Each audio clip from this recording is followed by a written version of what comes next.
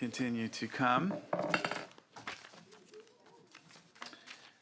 So good morning, everyone, and welcome to this joint oversight hearing on the Colorado model of elections. I'm Senator Ben Allen. I'm the chair of the Senate's Committee on Elections and Constitutional Amendments, and this is, at least in name, a joint hearing of the Assembly and Senate committees, and we certainly do hope that our colleagues on both committees will come as quickly as possible, because this is a very important and interesting issue that we're really excited to hear about, and could have a great deal of import and meaning with regards to the future of the state's election systems. Everyone should be aware that this hearing is being streamed live on the internet, which can be accessed through both my Senate homepage and also the committee homepage. Also, if there's members of the public who wish to testify following our scheduled witnesses, please see one of our Senate sergeants who has a sign-in sheet, and then we can know who you are. I also need to let everyone know that there are caucus meetings in both houses at noon, so we need to keep the presentations as brief as possible. So people who've been following this committee know that we have been exploring and interested in trying to figure out ways to address the chronic underperformance of California voters, low voter turnout over the past few years. And we've been talking a lot about the Colorado model as a possible way to go and something that we could learn from. So this hearing today is we seek to explore whether this Colorado model of conducting elections is a feasible and appropriate model for California, especially in light of our historically low voter turnout last year. So in April, I went to Colorado for meetings with some of their state and local election officials. I was thoroughly impressed with their system, which not only saves money but increases turnout by making voting very convenient and lots of different ways of getting to vote. In Colorado, a ballot is mailed to each voter, who can then mail it back, return it in person to a vote center, or deposit it at a designated drop-off location. And in lieu of traditional neighborhood polling places, their vote centers are essentially located all over town and open anywhere from 8 to 14 days prior to Election Day. At the vote centers, voters can register and vote or get a new ballot if they lost theirs. There's a great computer system which addresses all sorts of the provisional ballot challenges that we would have here in California. They were also equipped with accessible voting machines for disabled voters, ballot-on-demand printing systems, electronic poll books that interact with the system-wide voter database, the statewide voter database. So we've already approved a pilot project for San Diego County where they may conduct special elections in a similar manner, but that opportunity may or not present itself anytime soon. It just depends on whether there's a special election, a vacancy. So today we're going to be hearing from our very own Secretary of State and other Californians who just traveled to Colorado to witness their system in action during the May 5th Denver municipal elections. We will also hear from several county election officials who have experience with various aspects of the model, including ballot-on-demand printing systems and electronic poll books. So without further ado, I'd love to turn to our great new Secretary of State, Alex Padilla. Thank you, Mr. Chair, and members of the committee as they arrive. First of all, thank you for another opportunity to be before you, but for convening the hearing today, not just on the general conversation of what we can do to register more voters, what can we do to increase voter turnout, but the specific focus on the Colorado model of elections, which I believe holds a lot of promise for the Golden State.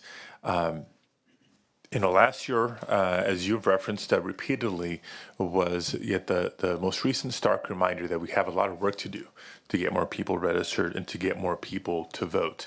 Turnout in California was one of the worst in history, and California was not alone. Turnout nationwide was very low, and yet California still ranked near the bottom when it came to turnout. So in a year when national turnout was low, we were even lower. But as policymakers and as the leaders we try to be, it's not just about recognizing the bad news, it's about how do we find some solutions. So how do we increase turnout? I've been repeating ad nauseum that it's sort of a two-step process, right? There's a 1-2 punch. You can't get people to vote if they haven't registered to vote in time. And so the first policy initiative that I announced, as most of you know, we called the New Motor Voter, building on a recently enacted law in the state of Oregon that would seek to automatically register every eligible citizen as they apply for a driver's license or renew their driver's license. That proposal is in the form of legislation, moving its way through the Assembly as we speak, jointly authored by Assembly members Gonzalez, McCarty, and Alejo. But if we think back to not just the Voting Rights Act from 50 years ago, but the National Voter Registration Act from the early 90s, I want to make sure that we acknowledge the opportunity, if not the responsibility, of government to serve as a facilitator and as an enabler in democracy. I believe that was the premise of the initial National Voter Registration Act. How do we utilize government mechanisms to remove barriers and facilitate the participation of our citizens? Well, removing the registration barrier, I believe, would make a huge difference. Estimates are that we could capture up to 90% of the eligible but unregistered Californians through this new motor voter process. You know, just doing some simple math, estimates are between 6.6, 6.7 million eligible but unregistered. So this could conceivably capture about 6 million new voters and add them to the rolls in future elections. I think that'd go a tremendous way in increasing the opportunity for participation. But as the 42% turnout of last November showed us, and the 26% last June showed us, registering new voters is only half the battle. Once they're registered, how do we either motivate people to cast ballots, or at a minimum, make it easier for people to cast ballots in elections? And so that indeed was the focus of our visit to Denver, Colorado, where we've seen turnout increasing in recent cycles, and we wanted to know how. So the state of Colorado moved forward with the various election reforms that make voting fundamentally more convenient, as well as being more secure and more cost effective. This didn't happen overnight. This was a sequence of reforms implemented over a couple of election cycles. And I'll also be honest, it wasn't without some upfront investment, but investment that more than pays for itself as time goes on. And bottom line, the evidence is clear. More people in Colorado are voting in recent election cycles versus previous election cycles. And it all begins with the simple notion that all voters are mailed their ballot. So for those who think, well, Oregon does that, Washington does that, what's the difference here? You put a ballot in the mailbox of every registered voter, and surprise, surprise, most of them are going to mail it back. You know, people have different options in returning that ballot that's mailed to them. People will either mail it back, or increasingly what we found is people were dropping them off at what we would call a polling place. They refer to as a vote center. And the dropping it off experience also affords options and flexibility for voters. There are secure ballot drop boxes in various locations throughout the jurisdiction. There's also, you know, Californians love their cars probably more than Coloradans do, designated drop-off lanes with drop-off stations manned by county personnel, where people can drive through, whether it's on the way to work, on the way to run errands, or whatever it is. And up more than 70% of the ballots are returned in those ways. But, you know, Colorado, as California, is diverse, and you're going to have people who prefer an in-person option to casting their ballot. And so what Colorado has done is replace the traditional polling place model that we know here in California with what's referred to as a vote center model. And it works kind of like this.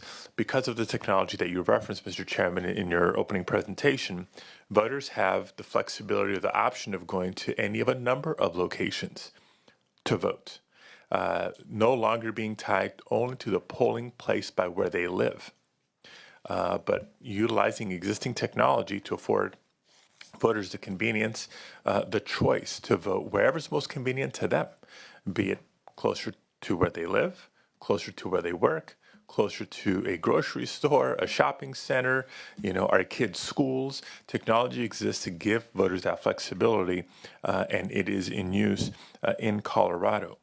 Now, there is a little bit of a downside. Some may see on the surface level. There's not as many vote centers as there are traditional polling places. But I think that is more than offset with the flexibility that we're giving voters in where they can cast their ballot. So the vote center may not be 1 or 2 blocks away from their residence. It may be, but it's not going to be too far from their residence either. It's also further offset, not just by the choice of where you can go cast your ballot, but when you can cast your ballot. Vote centers in Colorado are open anywhere between 8 days and 15 days leading up to Election Day. So we've tackled. And by the way, I always wondered, how do they determine when it's 8 days or 15 days? Do you know? Part of it is just, I think their formula, is it just a local municipal election? Is it a state, national election? But it'd be consistent statewide. That's a great question. We probably have to look at either the legislation or the regulations. I know when we were there, most of the vote centers we visited were only open 8 days. It's a municipal, but the ones downtown, for example, at the elections headquarters was open 15 days. Okay. So there was a mix, some more than others. And that, by the way, points to one of the other big observations we came away with, the need for a tremendous amount of public education and public information so people know not just about the transition, but where their location options are, for example, and the hours. But when you afford people the flexibility of where they can vote, and all of a sudden when they can vote, you're really removing the barriers of inconvenience. When I was in the Senate, I represented a district in the San Fernando Valley, Los Angeles, where we're all too familiar with traffic. So for working families, if you're dropping kids off at school and you're getting to work, it's not an 8-hour workday. You got to build in the lunch hour, you got to build in the commute in, you got to build in the commute back. If you're trying to put dinner on the table, trying to be in line at your polling place before the polls close can be a challenge for a lot of people. But all of a sudden, again, we're providing the convenience of where you can cast your ballot with tremendous early voting opportunities. You're also providing the flexibility of when you can cast your ballot, and that's if and only if you decided not to vote by mail to begin with. So there's these layers and layers and layers of opportunity to be able to participate in elections. And frankly, I believe that the evidence of improvement is clear. One other reform that's been implemented that is on its way here in California, and that's same-day registration, or what we refer to as election day registration. So even if you're unregistered in Colorado, you can show up on election day, register or update your registration status and be able to cast their ballot, all with existing technologies for them that are available to us here in California. So what are the results? What has been the direct impact on voter turnout? And let's compare whether the Colorado model can serve as an example for us here in California. In the general elections of 2006, 2008, and 2010, Colorado's turnout was about 6% higher overall than it was here in California. In 2012, as Colorado began implementing these reforms, their turnout was 10% higher than turnout was in California. In 2014, the first year that all the reforms were put in place, Colorado had a 25% higher turnout than California. I think the evidence is clear. And some may argue, well, California is much bigger than Colorado. We're a diverse state, et cetera, et cetera. Just, one data point, one data set. For example, amongst Latinos, in 2010, Latino turnout in Colorado was 33%. In 2014, Latino voters in Colorado turned out at a rate of 54%, nearly double what Latino voter turnout was here in the state of California. So these are impressive gains. Now, for those who think, well, you're just a salesman for this, I do want to acknowledge there are some things that wouldn't say were mistakes or badly done, but areas that we would need to build upon for successful implementation here in California. One was at these vote centers. When people who didn't want to vote by mail or drop off their ballot and insisted on coming in person, what we saw in Denver was an option of one of two ways of being able to cast their ballot. There was the touchscreen tablets available to them, which, if we were going to provide that option here in California, and I believe we should, they would have to meet the security and safety standards that my predecessor has established for, auditability of the machines, security of those machines. So that is an important element to recognize for this committee. Number two, for those who, may be a little hesitant about the touchscreen technology and preferred that paper ballot in hand and they lost their vote by mail ballot or left it at home or what have you, there's a ballot on demand option where, again, you're going into any vote center in the county, identify yourself, they produce on the spot your custom ballot that reflects your council district, your congressional district, your legislative districts, your water district, whatever it is, the races that you're eligible to cast a vote in based on where you're registered to vote. Ballot on demand, there's more than a half dozen counties in California that have already implemented ballot on demand as options for their voters. So just wanted to call those two specific opportunities out. Another one is, and I believe future witnesses will discuss this in more detail, the experience for voters with disabilities, I think, could improve in Colorado. While every vote center that we visited, the building in and of itself was an accessible location, access from the street into the building is one thing, but the layout of voting machines was concerning for some. So I think that'd be one thing that we'd want to look at, what kind of requirements we legislate or regulate to make sure that the voter experience for disabled voters in a vote center or a polling place meets the spirit and the intent of what we call access, but also the proximity of vote centers to public transportation. Making sure that it's truly accessible locations. That would be another thing I would encourage this committee to consider, and for all of us to think about as we're thinking through policies and potential changes in California election administration. So those are, I think, sort of the high points of our observations in our visit to Colorado. Thank you again for the opportunity to present to you today as we try to craft not an Oregon model, not a Colorado model, but a model that will work best for the people of California. And last but not least, in closing, you did reference legislation that affords San Diego County an opportunity to pilot this type of model in future special elections. That opportunity has not arisen, but I will underscore the sense of urgency on some of these considerations. Having heard from clerks and elections officials throughout California, most of them feel confident that we will get through the 2016 cycle with current voting systems. Many have expressed grave concern about being able to get through the 2018 election cycle with current voting systems. So as we're considering the next generation of voting systems, because what we currently have in place is at or beyond its life expectancy, I believe it's better than just to buy a brand new iPhone 2 to think about what's possible with current technology, current best practices from around the country, and I believe this is it. Well, thank you, Mr. Secretary, and I also want to acknowledge and thank the members for being here, Senator Anderson and Assembly Member Gordon. Good to see you guys, and thank you for being here.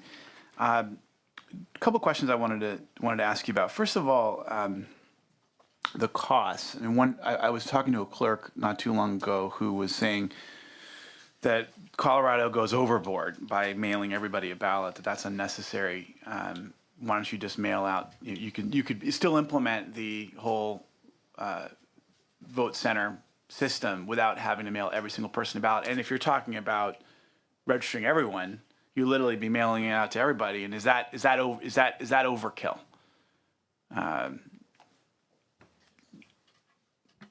It's a great question, and I think one that we're going to continue to discuss and debate. From a purist standpoint, You can't put a price tag on democracy. Right. So registering everybody who's deemed to be eligible, I think that's consistent with our founding fathers, and making it, putting a ballot in the hands of every eligible registered voter, and affording them the option to vote, is the ultimate in removing all the obstacles, removing all their barriers to civic participation. Is there a cost associated with that? Absolutely. So I think then we get into the debate of how do we make things, yes, effective in increasing civic participation, but maybe more efficient from a cost standpoint. Hybrid model where, maybe not everybody's mailed their ballot.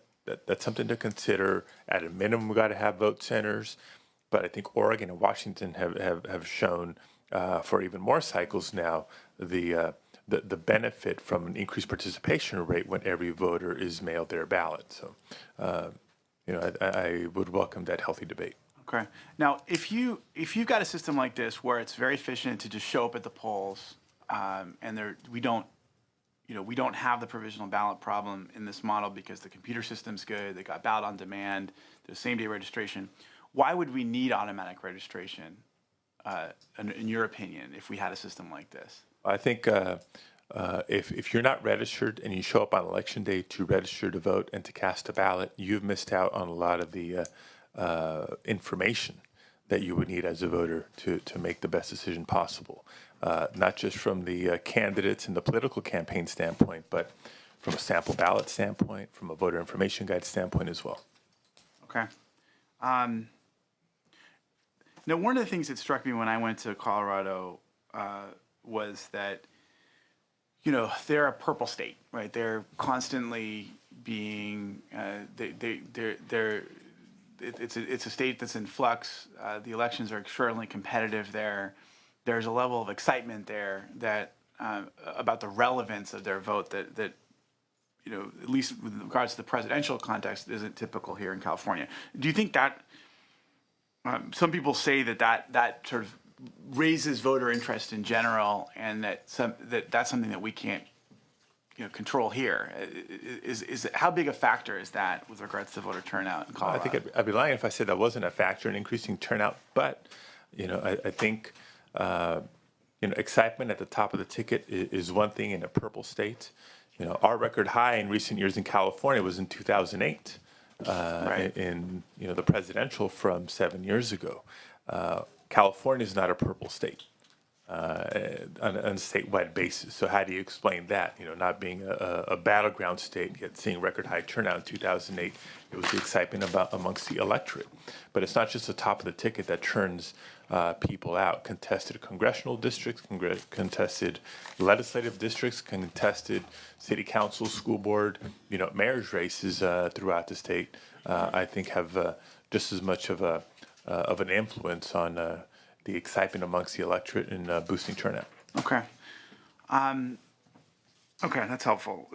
Now, let me ask you just a little bit about their implementation and how much time it took and what your thoughts are. We're seem to be quite a bit further behind them in terms of the database, and I guess the database is critical.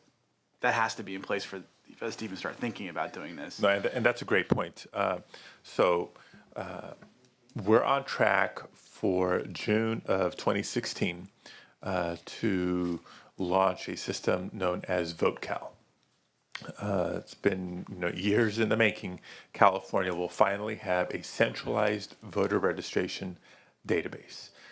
Currently, each county has maintained their own independent voter registration lists, if Now, you I will. think we're the only state out of compliance with help. Right. This is called for, more than a decade ago by the federal government. It's a federal mandate that we're going to finally come into compliance with.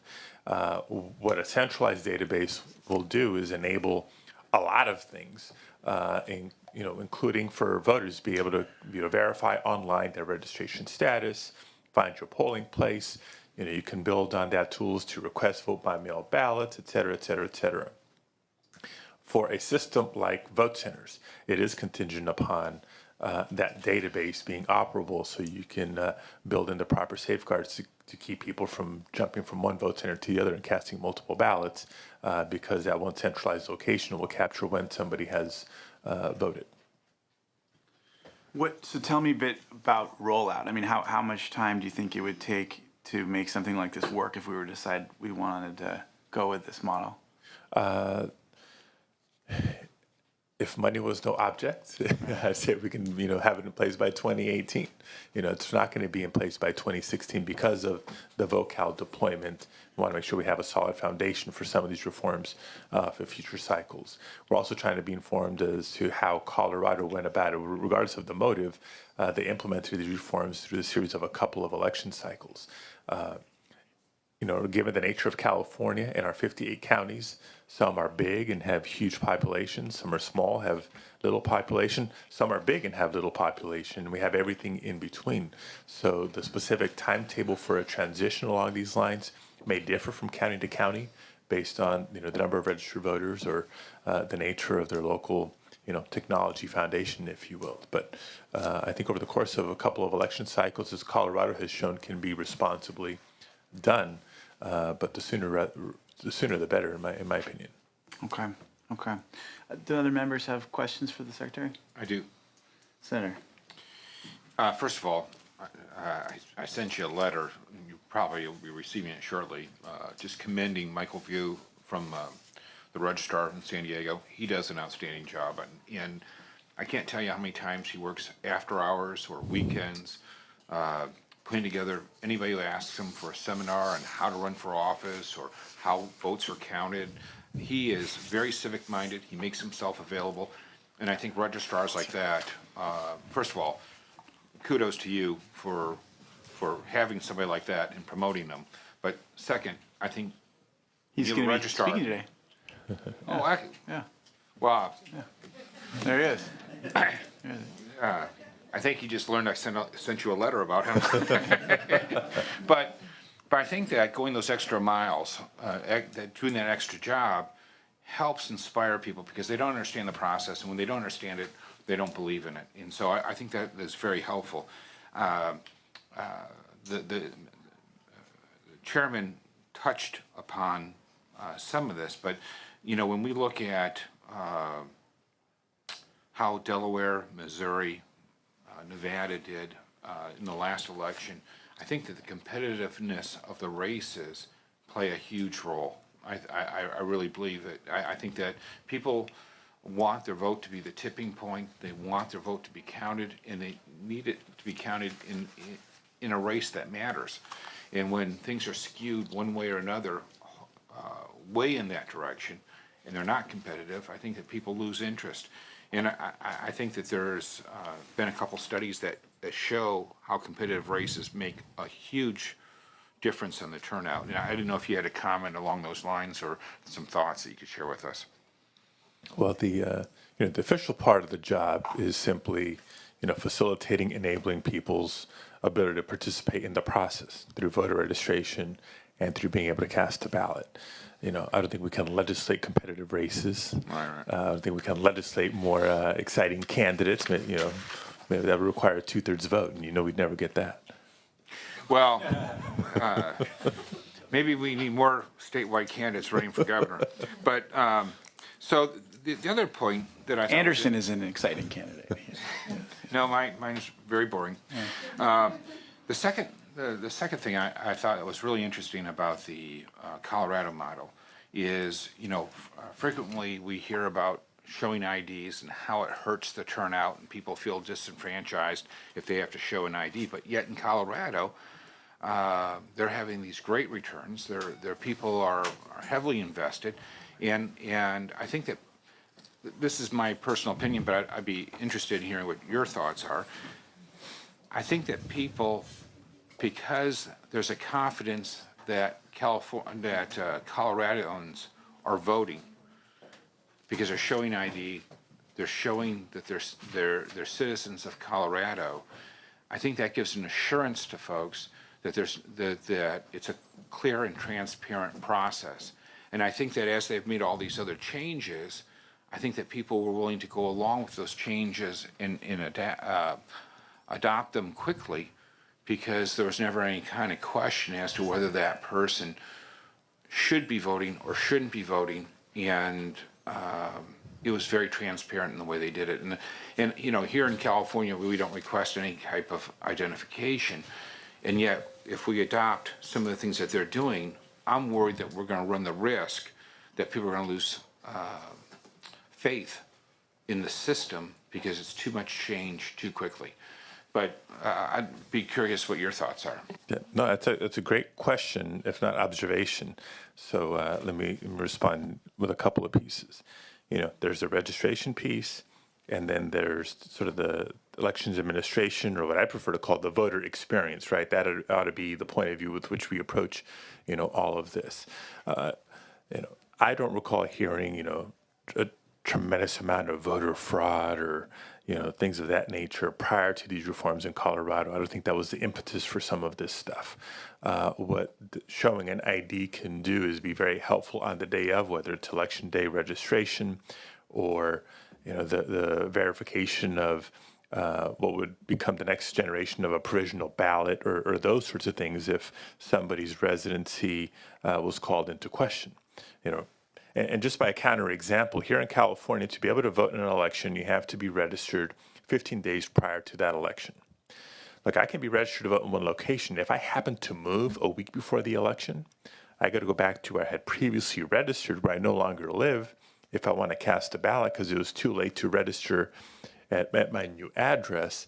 And that's for no other reason that has nothing to do with the voter's eligibility as a citizen over the age of 18, that has everything to do with the clunkiness with which we administer elections, because the county office needed that time because they were going to run these poll books on paper. You got to get it to the printer and then deliver to the polling places on time, all of that stuff.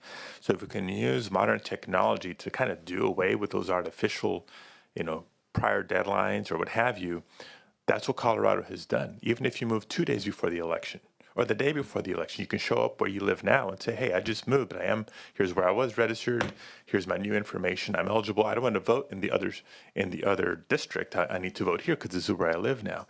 So you can address all those kinds of things. Coming back to the registration piece that you referenced, I think that's one of the beauties of this new motor voter proposal. I don't want to take anything for granted. It's in the assembly, but should they move it out of suspense and out of the full assembly and it comes here for consideration, I'd really encourage you to take a close look at that, because what that will do is register people in a way where we have seen documentation of proof of citizenship and not just relied on under the penalty of perjury box being checked on a voter registration form, which is what we have today. So I would argue that new motor voter proposal, knock on wood, on its way to you for consideration is not just a more efficient way of registering voters, but a more secure way as well.